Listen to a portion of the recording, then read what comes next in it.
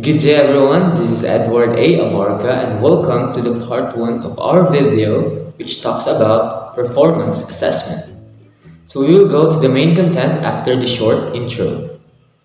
Come around. I've been feeling down, sick and tired of feeling like I'm living in a ghost town. I cannot sleep, it's getting harder and harder to breathe. 6 feet buried beneath, and all the dust is following me. And the lights go out, grit my teeth, shut my mouth. When the night come around, I become a ghost now.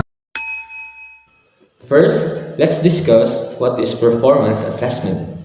So performance assessments engage students in activities and tasks that requires application of knowledge and skills through creating of a presentation or product. So performance is shorthand for performance-based or performance and product, and can be simple or complex. So basically, performance assessment, so this assessment measures how well students apply their knowledge, skills, and abilities to authentic problems. So the key feature is that it requires the student to produce something such as report, experiment, or performances which is scored against specific criteria.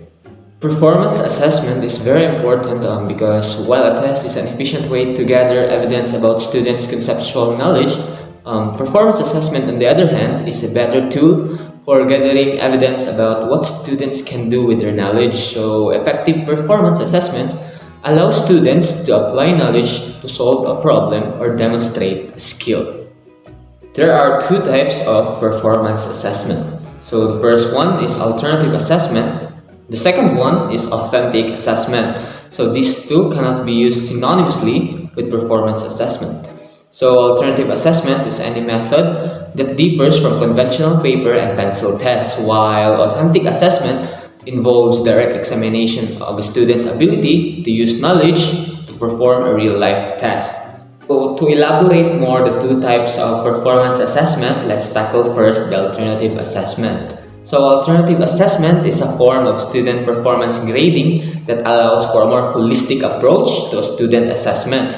So with alternative assessments, some students are enabled to provide their own responses rather than simply selecting from a given list of options. While authentic assessment is the measurement of intellectual accomplishment that are worthwhile, significant, and meaningful. So authentic assessment can be devised by the teacher or in collaboration with the student by engaging student voice. So authentic assessment is the idea of using creative learning experiences to test students' skills and knowledge in realistic situations. So authentic assessment measures student success in a way that's relevant to the skills required of them once they finish your course or a degree program. So overall, the two assessment is designed to improve future performances, and students are important consumers of such information. Here are the benefits while using performance assessment. So first, learning occurs while students complete the assessment. So teachers interact with students as they engage in the test. Second one, prepare students for thinking and reasoning outside of school. Third, students learn that often no single answer is correct. Students value the task. So here are the strengths of performance assessment. So PA are better suited to measure complex thinking targets than SR items or simple CR items.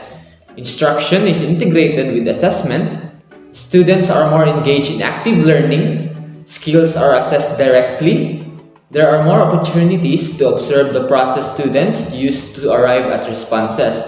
And students have an opportunity to demonstrate their learning in a different way. And also, students can use the multiple specific criteria for judging success as they learn. So students learn to evaluate their own performances, and students can practice working effectively with others, of course. So motivates educators to explore the purposes and process of schooling. So learning goals, instructional practices, and standards are revisited. Use of classroom time may differ. Adequate resources need to be available for all.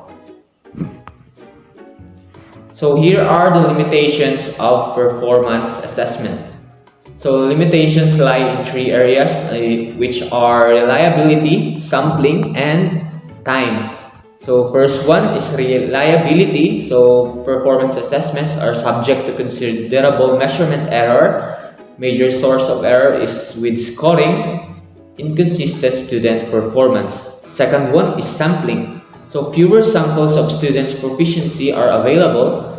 Generalization can be more limited. The third one is time. Of course, it is time consuming to construct tests, to develop scoring criteria and rubrics, to administer the test, to observe students can be difficult to interact in a timely manner and can be difficult to estimate time needed for students. So here are some examples of a performance assessment. So first one is a group project enabling a number of students to work together on a complex problem that requires planning, research, internal discussion, and group presentation.